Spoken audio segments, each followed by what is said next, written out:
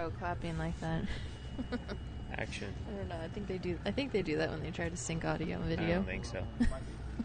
Why do you have headphones in and I don't? Because I can hear both of us talking. It's weird, though, when you have headphones in talking to a person on a camera. Yeah, well, this is how we're going to do it, so I can hear myself. We have no idea what we're doing, so... Just kidding. I absolutely know everything that I'm doing. Dave, where are we right now? Sea Otter Classic, California. Home of the sea beaver, Otter, aquarium. But where exactly are we? Monterey. Laguna Seca Raceway. On the stage at... Oh, let's start over. We're going to edit that into the B-roll? No, it's fine. We can just keep going. Hello, everyone. This is our TUFF Talk that is not live. We are doing a recording right now, which we haven't ever done before. Usually we just jump on Instagram Live and record it. But we're going to try this out today because Ben Pickle reached out to me a couple of weeks ago and said, hey, I got a stage for you at Sea Otter. Do you want to use it? Yes. So the answer is yes. Yeah. And we threw this together a few days ago. The fine people at MIR, M-I-I-R, have offered their stage to us at the Sea Otter Classic. So I'm going to be doing some Grodeo recordings here. Dave is going to do a couple TUFF Talks with me as we can. We are doing this outside, so you will hear ambient noise. You probably will hear wind. We are doing our best to minimize that, but roll with us. This TUFF Talk is going to be our test run for some other Grodeos I have scheduled for the week. But to kick things off, how's it going, Dave? Good. Waking up. Yes. We've been in a dream state, I think, for the past few weeks. And part of the reason why we wanted to sit down and do this is because we wanted to recap what has been a few hectic weeks, and that started in Kansas with our first TUFF camp there. So how did that go? Yeah, that was actually, I would say, best camp to date for everything that we did in California in the last 2 years, and then going to Kansas is kind of the mecca, or where this all started for us, and what most people in gravel should appreciate is that riding in the Midwest. Yeah, I went to the Unbound, the official training camp that they do. That was a couple weeks before that. And Bobby Thompson's Flint Hills gravel ride was scheduled for April 8th. So we came up with the idea to do our first TUFF camp there with Bobby's event. So that ran April 5th through 8th out of Americus, Kansas. Yeah. And how did our relationship with Bobby start? Like, why did we want to do that? Well, I mean, we knew a few years ago we were definitely interested in bringing the gravel camps that we were going to start in California back to Kansas, Emporia area, or at least just riding in the Flint Hills. And then Bobby, who's been a friend now for I don't know how long, we knew he had a smaller, more grassroots events, and we wanted to team up with them to allow people that are kind of getting ready for things later in the year an opportunity to go out, especially in the Flint Hills, and get some riding in to test out equipment, start to build some fitness, and it kind of seemed perfect to build a little partnership with what he's doing with his events. So we've taken the TUFF camps to Kansas, and we'll have 2 there this year. Yeah, exactly. And, I mean, we wanted to dive into a little bit of this one. We had traditionally done camps that were a Thursday, Friday, Saturday, Sunday, and this one specifically was a Wednesday, Thursday, Friday, Saturday, because Bobby's event was on Saturday. So how did you feel about lining that up where it culminates with an event? Yeah, I mean, I've done things like that before with, working with CTS and being a coach, and we've done this with, like, Grand Fondos or just other camps that we've done in different areas. And so when I can take it to something like gravel, where it makes a lot more sense, because it's easy to survive a Grand Fondo when there's a buffet every 20-30 miles, but when it's gravel and some of these events people go to, I think it's always kind of been our thing with doing TUFF camps, is that we want to get you prepared for success, or create some sort of TUFF community where people can come together at these camps and kind of share their stories from the adventure of their rides and like what have they learned over the years, and then what have we learned, and how can you prepare for success. And yeah, I would say that this Kansas camp was the best to date and the most successful in the sense of like we had a super fun group, we had some great talks. Even though we kind of set up the structure, I'd say a lot of the presentations and things that we do, like some people skip them, some people show up, but it made out for a really good group, and everybody had an amazing ride by event day, and kind of exceeded their own expectations for some of them. Yeah, so one of the things I like that you do leading into a camp is we send out a questionnaire that has a bunch of specific things as it pertains to like diet, what kind of bike you ride, actual physical stuff that matters to how we're preparing for a camp. I'll let this car roll by. Sorry, we have a gator going by. But yeah, the cool thing, one of the things that we do is make sure that they explain their goals to us, because for some people, like Ruth, her goal was to just be riding gravel more and feel comfortable. And then there's the other end of the spectrum, like Anthony, whose goal is to finish Unbound XL. Yeah, so what Amanda is basically sharing is like we had two different types of riders. Somebody that came all the way out from California and wanted to jump in the deep end, but they've never really ridden gravel before. And then somebody else who's done things like Unbound XL, or people that have ridden things like Trans Iowa there that are coming to get miles, and then get together with the group and add on to some of those stories and preparations, and share in those ways. That I'd say he had some takeaways from ways that you've done XL and other things that we've talked about in the planning process, and then we got to hear things that like Anthony's done out there when so if you like to do these long things, you enjoy getting in the mix and being prepared when things go wrong. So it's definitely you get to hear some fun war stories at these camps. I forgot that we had a camera recording. You have to look at that.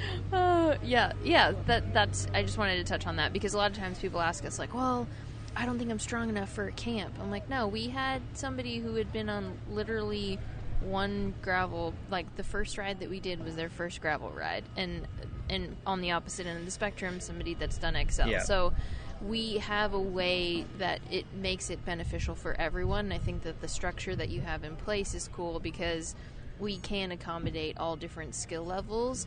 And my favorite thing is that everybody still gets something out of it. Like, somebody like Anthony is still super inspired by a person like Ruth, because she's in her 50s and she's coming out here trying something completely out of her comfort zone. Yeah. And it's like, wow, you're inspiring because you're doing this thing that like is super scary to you, but for the rest of us is so normal. And then, again, somebody like Ruth sees the stuff that Anthony's doing and is like, I can't even wrap my head around that. Like, that's inspiring. So yeah. I love that they're completely different stories and completely different goals, but they, like, feed off of each other in an environment like that. Yeah. Yeah, I mean, that's the fun part about camps is you end up showing up and it's a lot of strangers that get together to ride bikes. And as adults now, it's not like camps when you're younger, like, yeah, we're all there to kind of do a thing, but as adults, like, the communication stuff's pretty fun. So you see these people come together kind of as a team, even though they might not be out on the road all together during the day, they still are all excited to share stories and talk to each other and cheer each other on kind of through the week at camp. And it's it's a bigger part of the surveys is so we know how we're going to do things. Like, when we know we have a certain number of people and different types of riding and expectations from the individuals at camp, then we know how to like staff it and support those groups on the road, and then kind of put together the week differently for each group. Yeah, one thing that Dave and I don't have a lot of time for, honestly, is marketing stuff. So one thing that ended up being a surprise to all of our campers was that Isaac was going to be there taking care of bikes and washing bikes at the end of each day. So tell me a little bit about the setup in Americus, that community center, and how it was fun to have Isaac there for everyone. Yeah, so that's the other thing, is back to kind of Bobby, who's partnered with us on these Kansas TUFF camps and his events. Like, he's got Flint Hills Gravel, which is going to be in spring each year, and then in summer, in July, he has Rock Ridge, which is out in Alma. And so the awesome part about these small towns is they're super inviting. So Bobby grew up in Americus. It's about 15 minutes outside of Emporia. Small area, and there's a community center right there in the heart of town on the corner. We're less than a quarter mile from any gravel road, and we have a full kitchen with a commercial washer. We can handle everything for camp right there, and then we bring in somebody like Isaac, who's a local kid in town that likes bikes, but also, Isaac's fun because he's got his experience with Gravel City Adventure. Yeah, a local shop in town, but he's an art student at the university, so he's basically, shooting and getting the drones in the air for some of the riding so we can showcase that stuff. And, like, some of the areas that are super cool are the, the nature trails that don't really, you get to see a lot of times in those events. Mm-hmm. It was awesome. We loved having Isaac there. Again, I just wanted to point that out because when everybody got there, we're like, well, we're keeping your bikes here and storing them here, and we'll take care of all of it. Yeah, we don't really share that very often. Yeah, we don't, but that we're going to make sure. And part of the reason is like, if you leave your bikes at night and we can run through them, we know that we're going to eliminate issues that could happen on the road. Yeah.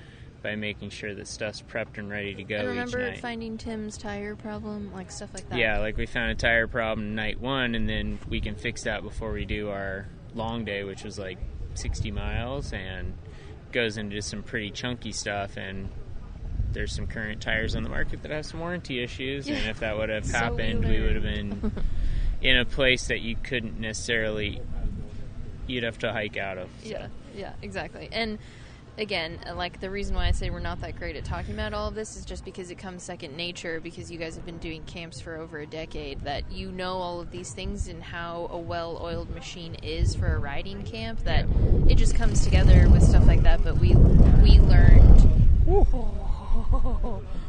learned that the that's not, not everybody was expecting that, so it was fun to have a little surprise for folks on taking care of the bike.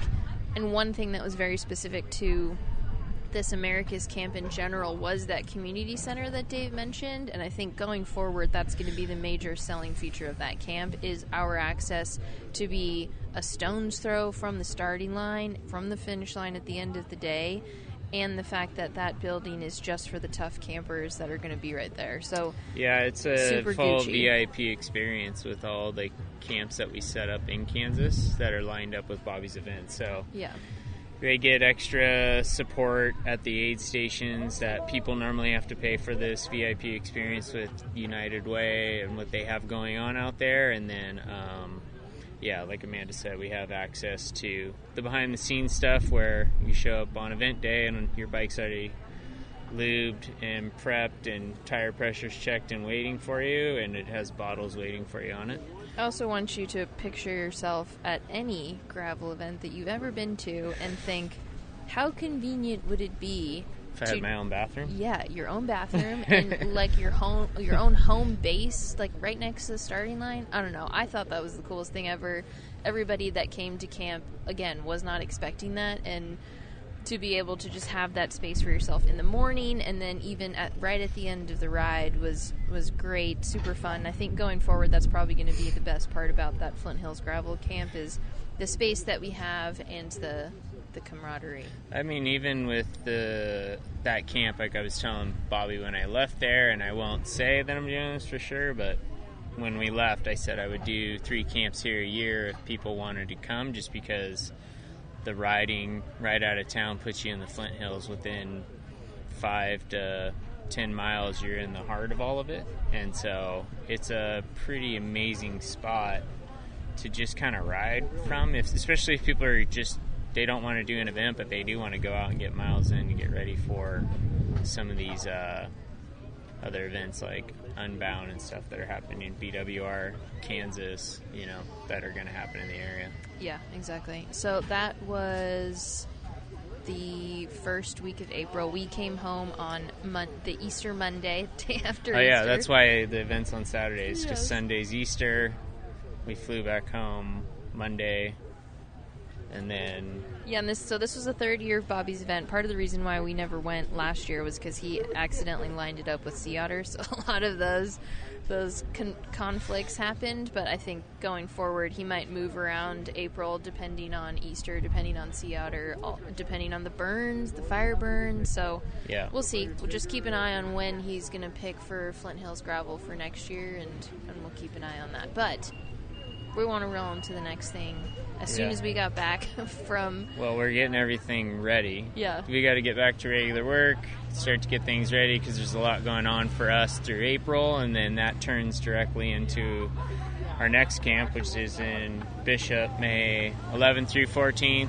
Still spots if you want to come ride. The lower parts of the TUFF course are definitely rideable, but I still have some more homework to do on the roads and see what needs to get graded. Yeah, May 11th through 14th, Bishop May 11th Camp through is 14th, TUFF.Ventures. Go there, click on the camps. You can see everything that we have going on for the year.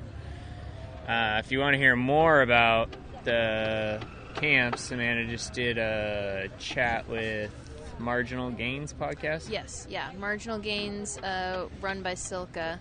They're the presenting sponsor of that. They had me on, talk about stuff, gravel, everything, Amanda Panda stuff, but at the end of it, we talked a little bit about camps in that as well, so there's more in there if you want to know more. Yep. And then, last week, got home. I got everything kind of packed, ready, catch up on some work, and then you were off to BWR, California by the weekend. What did you guys, or how was it? What did you guys do? Yeah, it was good. I got asked to come back, so they liked what I did in Arizona. And Jake Orness helps with all the media stuff for Belgian Waffle Ride California's, and he is involved with the Unroad Unlimited account, which is going to be doing all the media stuff for the Belgian Waffle Ride series. So he asked me to come back. I think I've done 8 or 9 BWR California's, and this is probably the first one that I haven't ridden in so you guys were a doing... decade. So Unroad is doing the coverage for all BWR. Yeah. And then you were out there specifically to cover women's? Yes, yeah. So he had me do... Saturday was all the exhibit, expo sponsor stuff, and then Sunday was the women's coverage specifically. So in a car following the front of the race. The BWR page? Yes, yeah. On their accounts, and then the women's coverage goes on the Unroad. Yes, the Unroad Unlimited account, which was switched in Arizona. They had the women on the Belgian Waffle Ride account. My guess is they'll probably stagger it or switch back and forth for each of them. But yeah, one of the things I enjoyed was the Saturday stuff, because a lot of times, for sponsorship stuff, specifically for Man the Tough in general, is how I always think about this. When you have sponsors coming to an event, they're there, but what more can you do for them in providing value when they're actually there? So Jake and I came up with this idea of the main sponsors that are there, we should give them 60 seconds to get on the Instagram Live, since that's, or not on live, but get on Instagram. That's where people are paying attention during weekends like this, and just give them an opportunity to remind people that they're there. If they're doing any fun activations, have them show up, like Bubs was doing free coffee. It's cool too, because of the fact that sometimes when people have to do last minute check-in, like say you're coming to Mammoth Tough and you don't make it Friday night to get into the everything that's going on in the village and watch the beer mile, but you can check in first thing in the morning before you line up, and then in the evening you're too wrecked. Like, you kind of get to see the behind the scenes of what's going on or what you might have missed out on, and so I think it's a fun way to share things. Yeah, that's true. I forgot about that, because a lot of times when we would go to expo stuff, you're like, okay, get your reg pack and bail. But if you see, like, oh, Bubs is giving out free coffee, or IRC can swap your tires for you if they want to, like, stuff like that might actually give you a reason to stick around a little bit more. Yeah, that, or just think it's people that miss things in general, and they get to see what actually happened when they're finished riding. You're not the smartest all the time. We can talk about that at camp. Come on down. Yeah. I mean, it was you weren't there, but the space that they had at that expo setup, like, there was a whole downstairs area in the wood chips, and then a whole upstairs area as well, where Sam and the food were. So it was a huge expo. Like, in Arizona, we were able to touch every vendor that was there, But because San Marcos has more space and more people that want to be there because it is Southern California, there were just a ton of vendors, and Jake and I were like, we can't even cover everyone. We can only prioritize the main sponsors for this specific event. Yeah, so that was what we did. I'm sure some of it saved in the account. Yeah, that was Saturday's mission. Eric from Wild Glass Photo was there, and John Hornbeck was there, and they were doing more of those rider interviews. So if you guys saw the bike checks and the rider interviews, that was from those two, and those are fun. I think it's a cool way to get people stoked about the pros. They're going to be there the following day. And then, got like 4 hours of sleep. Sunday morning, you guys get up and head out on the road. And, I guess it's... Because last year you rode BWR? Yes, I'm pretty sure I've ridden every edition since 2013. Wow. Except the year I broke my face here at Sea Otter. Break your face. Yeah, when I broke my tooth. Amanda tried to make out with the dirt. Yeah, that was the only one I skipped. Maybe some skin on the face. Yeah. Super fun time. So it was weird to be there not racing, but I enjoyed a different kind of stress, I think. Oh, you were stressed. I mean, I got up the same time I would have as if I was racing, got parking early, made time to go back. It was like my same race schedule, but I was doing something completely different. I mean, it's the other part about this that you're not really sharing is, I'd say over the past decade, doing a lot of these events, the women's coverage doesn't always get the love that it needs to, and especially right now, like the women's racing is super excited, so I think it's kind of a cool thing to share that, like, have you ever won BWR? Yeah. How many times? Once. Oh, and not a lot of people, know some of this stuff, or even, like in Kansas last week at camp, and people are, hey, you've won Unbound or DK, and it's like, yeah, I've actually won it twice, because not everybody gets to hear the women's story, so that's the part with all this on-road coverage that I think is cool, is you finally get the opportunity to, like, how would I want this as an athlete to be able to share that story, and let the women have their stage, because it's always the coverage is generally always about the top three guys, and at the end of the day, turns all the media into kind of the same thing. So.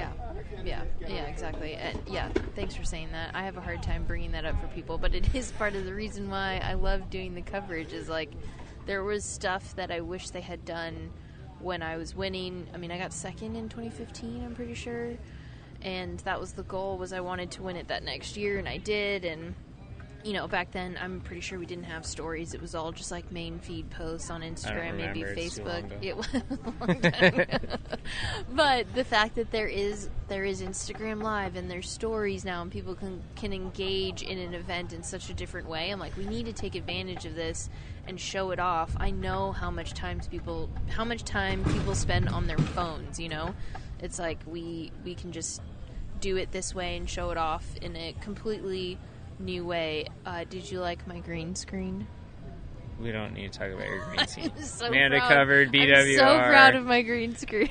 You can follow more of the stuff at Unroad. Pay attention. I'm sure we'll start stuff on Tough Ventures and her channels with if she's going to participate in more of that with the event. Yeah. While Amanda was off in San Diego, I was at home cleaning things up, because we've kind of had last year chasing the Lifetime Grand Prix, and on our way home from Utah at the Crusher and the Tusher, Amanda decided to kill my transmission somewhere around Las Vegas, so the van turned into a truck real quickly at a Ram dealership, and so ever since then we were too busy and went straight kind of into our event in September, and then I'd had this idea for a while to start to turn our event more into like this adventure weekend and speak to a lot of the people that are kind of coming up to the Eastern Sierras and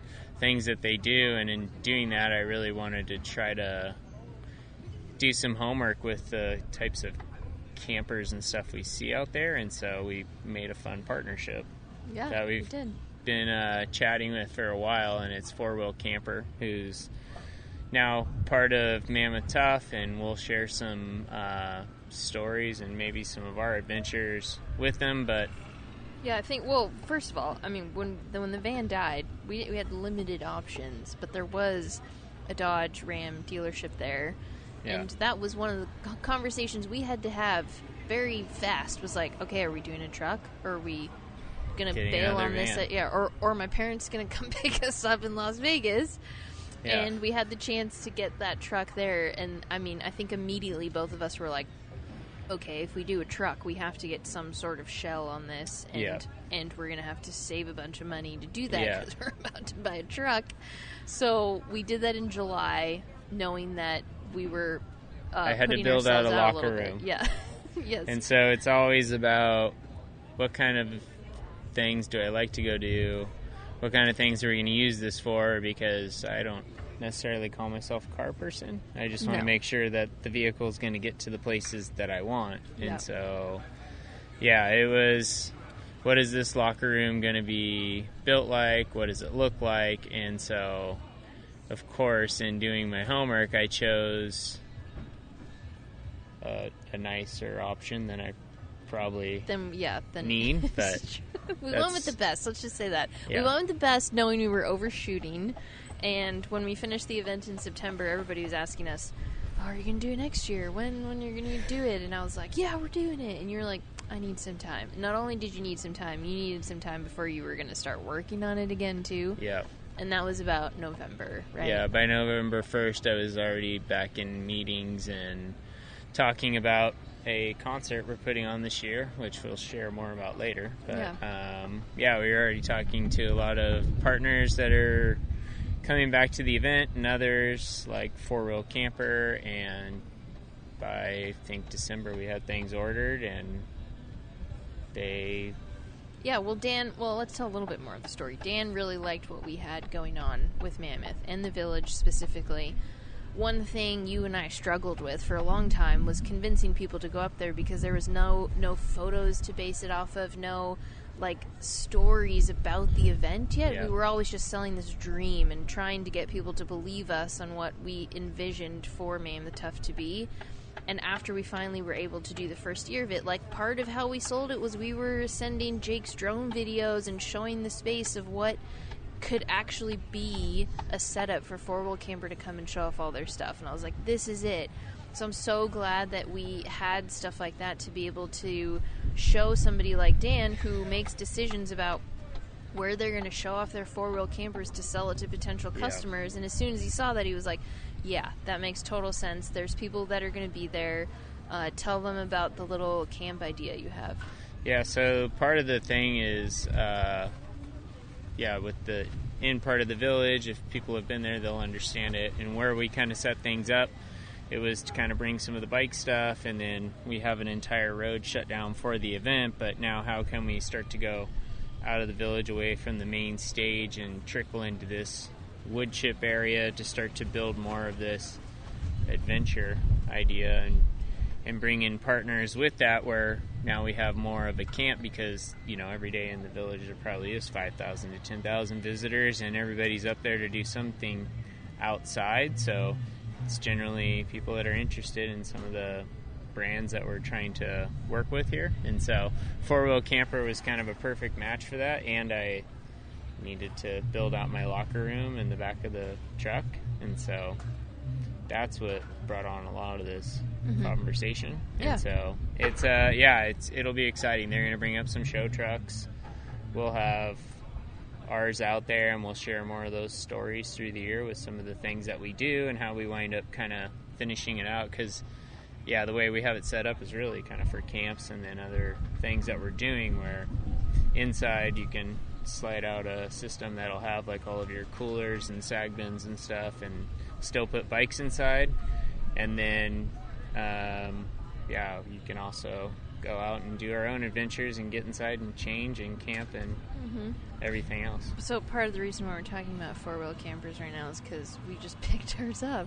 Oh, we just, this is why this episode is full of quick updates, because we've just been everywhere, and we went from San Diego home for 24 hours, and then got in the car and made our way. I was getting everything ready so you could go to 4-Wheel Camper. Yeah. four-wheel camper four-wheel camper yesterday back down to Morgan Hill last night Yes. and into Sea Otter this morning, and now we're here for the week. Yeah, exactly. So that was our little trip. Kansas, San Diego, home for 24 hours, Kettleman City, Woodland, California, back. So my Instagram looks like we have been all over the place recently, and we have. But I've heard twice in the last 24 hours, where do you live now? Yeah, exactly. We don't know. So yeah, that's our Tough Talk for today. This is mostly a soundbite testing and a GoPro recording testing setup. So tell us what you think. We're going to try and get this uploaded tonight, maybe at the hotel, if the internet allows us to. It's Friday right now. And it's very windy, so I'm curious to see how this plays back. And hopefully it works out okay for the rest of the weekend.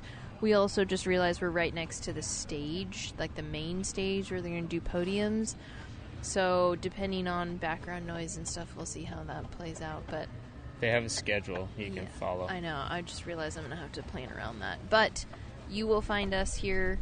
We'll be either here at Mir or SDG or Bellwether. Those are the main areas that we'll be hanging out. Correct. Yeah. And if you see Dave's Mammoth Tough signs, he's going to put a couple in front of SDG and Bellwether as well. Yeah. Cool. Anything else? I think that's it. Till the next recording. Yeah, it was nice for me and Dave to do this because we actually haven't recapped all the running around. Yeah, we talk about doing Tough Talks on Tuesdays, and they've turned into when do we have a moment to sit down. So. Exactly. So this was our moment. Welcome to Sea Otter. Lots been going on.